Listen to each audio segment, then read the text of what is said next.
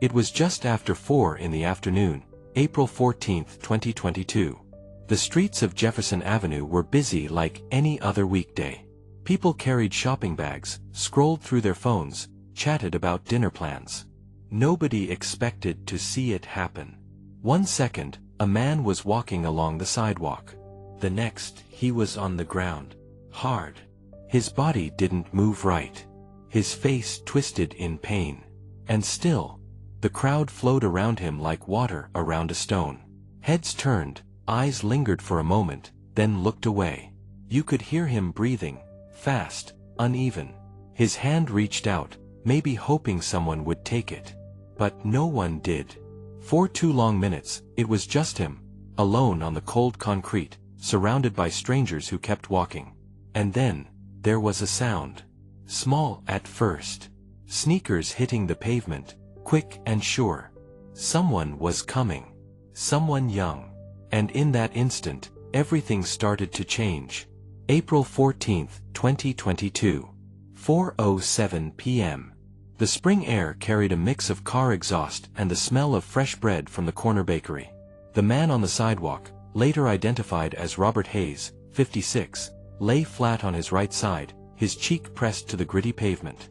His khaki jacket bunched awkwardly under his shoulder, and his legs trembled with every shallow breath. People passed close enough to touch him. A woman in a blue blazer hesitated for half a second before stepping wide around his body. 2 teenagers glanced over, whispered to each other, and kept moving. A delivery driver slowed his cart just enough to look, then turned his head away. Cars rolled past, their tires humming over the asphalt, the drivers' faces blank behind tinted glass. The sound of Robert's uneven breathing seemed louder with every second that went by. His right hand was still outstretched, fingers twitching slightly, almost like he was trying to find something in the air. On the curb, a paper coffee cup had tipped over, spilling a dark stream into the gutter. The smell of it mixed with the sharp tang of metal from a nearby construction site. The scene was ordinary and strange all at once, like the world had decided to keep moving while one man's time had stopped. And then, from half a block away, a shape appeared. Smaller than the others. Moving faster. Sneakers striking the concrete in quick, steady rhythm. The kind of run that wasn't casual, wasn't random. This wasn't just another passerby. This was someone who had decided not to walk past. Her name was Emily Carter. 16 years old. Shoulder-length brown hair pulled into a loose ponytail, strands sticking to her forehead from the run.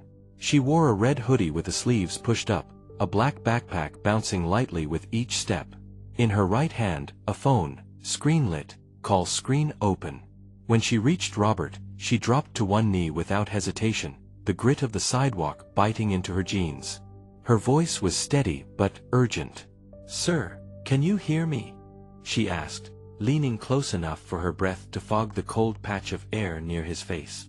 Robert's eyes fluttered, but no words came out. Emily's left hand checked his pulse at the neck, her thumb brushing against the rough stubble along his jawline. She pressed the speakerphone button, and a calm voice from the other end, the 911 operator, filled the space between car horns and footsteps. "Stay with me," Emily said, her tone firm, like she believed he could hear her even if he couldn't respond. Around them, people slowed down, their footsteps dragging, some even stopping. A man in a leather jacket watched from 10 feet away, arms crossed. A woman with grocery bags paused just long enough to ask if she needed help, but when Emily nodded, she stepped back into the crowd. Emily shrugged off her backpack, pulling out a folded windbreaker. She slid it gently under Robert's head, lifting it just enough so the pressure on his neck eased. Her knees pressed into the sidewalk, her red hoodie catching the late afternoon light, her eyes locked on his face as if sheer focus could keep him anchored. The world around them still moved, but in that small circle of space, just Emily, Robert, and the voice on the phone, time had slowed to something fragile and heavy, like the air was holding its breath, waiting for whatever came next. Emily glanced at the crosswalk light, still green for traffic, the steady stream of cars just a few feet away, and she knew the ambulance wasn't close enough yet. She tightened her knees against the cold concrete, leaning over Robert's face. His skin had taken on a pale, grayish tone, and the shallow rise and fall of his chest made her heart kick harder in her ribcage. "Hey, stay with me, okay? My name's Emily. You're gonna be fine. Just blink if you can hear me." Her words came out quick, breath forming little clouds in the chilly air. She gripped his hand, rough, calloused, cool to the touch, and gave it a firm squeeze. A faint flicker of movement came from his eyelids, then they drifted halfway shut again. Emily's other hand went to his shoulder, giving it a light shake, her voice rising just enough to be heard over the noise of the street. "No, no, no, don't check out on me. The paramedics are on their way. Just stay here. You're not alone." The 911 operator's voice kept a steady rhythm in her ear, guiding her to keep talking, to keep him awake, to watch his breathing. Emily nodded even though they couldn't see her, her red hoodie shifting with each movement, a streak of sunlight catching on the tiny flyaways of hair escaping her ponytail. A young man in a gray hoodie finally stepped forward from the small crowd forming at a safe distance. "Do you need me to flag down the ambulance when it comes?" he asked, his tone cautious, like he didn't want to step into the circle Emily had created. She shot him a quick nod of thanks without looking away from Robert. She kept talking, about anything, her voice firm but kind, describing the sound of the sirens she swore she could almost hear now, promising he'd be okay. Her fingers pressed against his wrist again, feeling for the faint thump that told her time was still on their side, but not by much.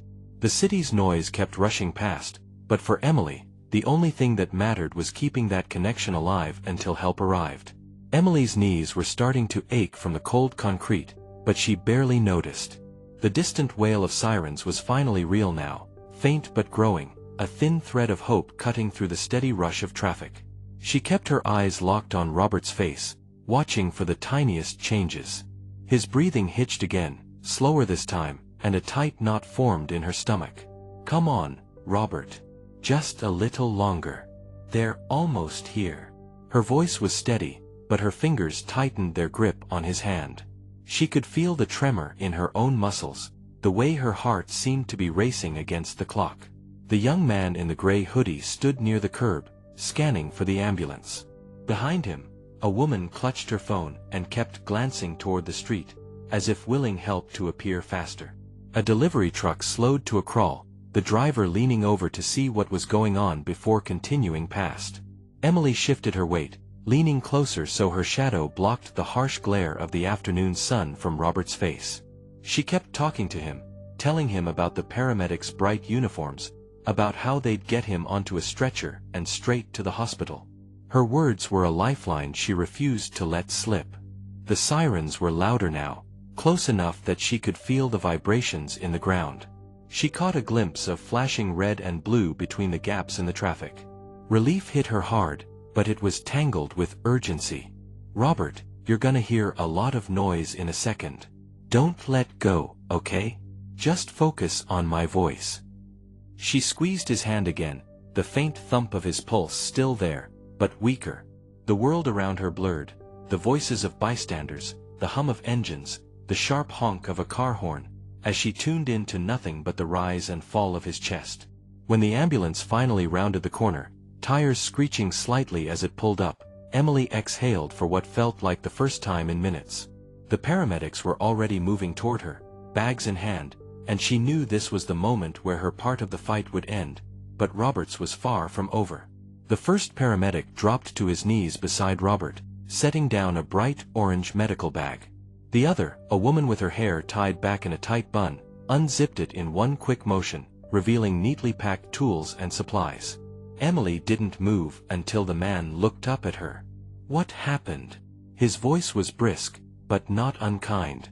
Emily recounted everything, how she'd found Robert slumped against the bus stop, how he'd barely been breathing, what she'd done to keep him awake. The words tumbled out fast, her hands gesturing almost on their own. The woman paramedic placed a mask over Robert's face, adjusting it so it sealed perfectly. The soft hiss of oxygen filled the air. A blood pressure cuff wrapped around his arm, the monitor beeping steadily as it read his vitals. "You did good," the male paramedic said as he slid a gloved hand under Robert's shoulder. "You probably gave him the time he needed." Emily swallowed hard, the praise hitting her in a way she didn't expect. She shifted back, giving them space, but stayed close enough to hear every instruction they gave each other. Short, sharp phrases like a language she couldn't quite understand. The stretcher appeared, rolling smoothly from the back of the ambulance. Robert's hand slipped from hers as they carefully lifted him onto it, securing straps across his chest and legs. Emily caught one last glimpse of his face. It looked calmer now, though his eyes stayed closed. As they wheeled him toward the ambulance, she walked alongside for a few steps, her sneakers crunching on loose gravel. "Will he make it?" she asked, her voice low. The woman gave a small nod, though her eyes stayed on Robert. "He's in better hands now. You gave him a chance." Emily stopped at the open doors, watching as they slid the stretcher inside and locked it into place. The doors shut with a solid thud, the sirens came alive again, and the ambulance pulled away, disappearing into the blur of traffic. She stood there for a long moment, her heart still racing, her palms still tingling from the adrenaline that hadn't yet faded. Days passed. The city moved on, the noise of traffic and chatter filling the streets as if nothing had happened. But for Emily, time stretched differently now. She couldn't shake the image of Robert's pale face and the faint rise and fall of his chest under that oxygen mask. Her phone buzzed late one afternoon, a message from an unknown number. It was a photo of Robert, sitting upright in a hospital bed, a faint smile breaking through his exhaustion. The caption read simply, "Thank you.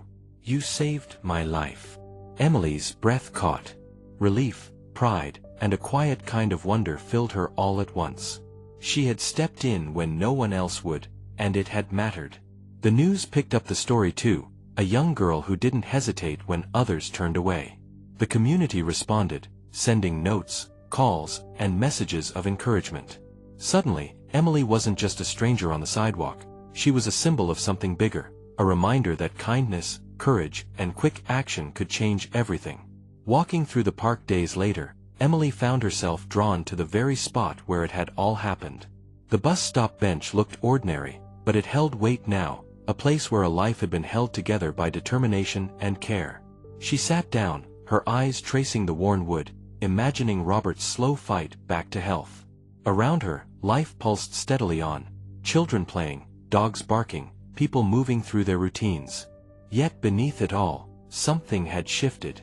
A thread of hope, woven quietly through the city, connecting one act of compassion to countless others waiting to happen. Emily didn't know what the future held, but she understood this. Sometimes, it only takes one person to stand up, to reach out, to be the difference. And when that happens, the world, no matter how big or crowded, feels a little smaller, a little kinder, and a little more human.